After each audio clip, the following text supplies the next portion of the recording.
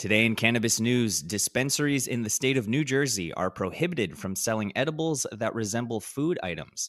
A Texas state judge rules that the state's prohibition on the manufacture and sale of smokable hemp is unconstitutional, and the FDA assures that Iowa's state medical cannabis statute does not jeopardize federal funding for colleges and universities. It's Wednesday, August 25th, and this is your Trichomes Morning Buzz. Broadcasting live from the Trichomes.com studios in Southern California, it's time for your Morning Buzz. We bring you late-breaking news that keeps you up to date with what's happening in the cannabis industry. First up, according to the New Jersey State Cannabis Regulatory Commission's regulations and requirements, legal cannabis users will be prohibited from buying cannabis brownies, cookies, confections, or any other cannabis-infused edibles that resemble food. The action, which has been on the minds of cannabis observers for some time, is a setback for consumers and companies hoping to cash in on an increasingly desirable area of the cannabis market. Cookies and brownies are particularly noted in an official description of the CRC regulations, which indicate that edible products resembling food are prohibited from selling in all retail cannabis shops statewide. Ingestible forms shall only include syrups, pills, tablets, capsules, and chewable forms, the CRC rules add.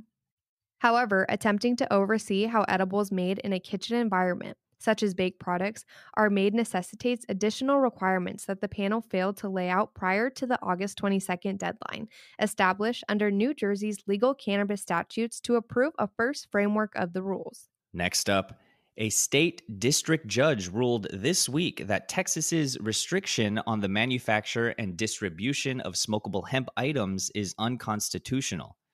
Judge Laura Livingston of the 261st District Court found in favor of plaintiffs, a collection of hemp companies who sued the Texas Department of State Health Services over a restriction on the manufacture and distribution of smokable hemp items that the authority established after the plant was legalized in 2019. In a decision letter, Livingston stated that judgment is granted in favor of the plaintiffs without the necessity for additional evidence or proceedings. After counsel delivers final judgments for them to sign, a number of Texas laws restricting hemp production and distribution will be completely overturned. An appeals court revised a previous order earlier this month, ruling that officials couldn't impose a prohibition on the retail portion of the smokable hemp sector. However, there is now a permanent injunction banning the state from restricting any forms of hemp business. Last up, the U.S. Food and Drug Administration has told Iowa state authorities that colleges and universities will not lose agency funds or contracts if they allow patients to utilize medical cannabis on their premises, in accordance with state statute. Iowa's Department of Public Health has required by law last year to contact federal agencies seeking exceptions for the state's medical cannabis system when it came to health and education-focused funds. Although the agency does not offer funding for long-term care centers, it does provide federal grants and contracts to academic institutions. According to a letter dated June 30th, to our knowledge, eligibility for such grant or contract funding would not be affected by the circumstances described in your inquiry, the FDA said. To put it in another way, colleges that enable patients to consume medicinal cannabis or administer it in accordance with state statute will not forfeit federal funds from the FDA.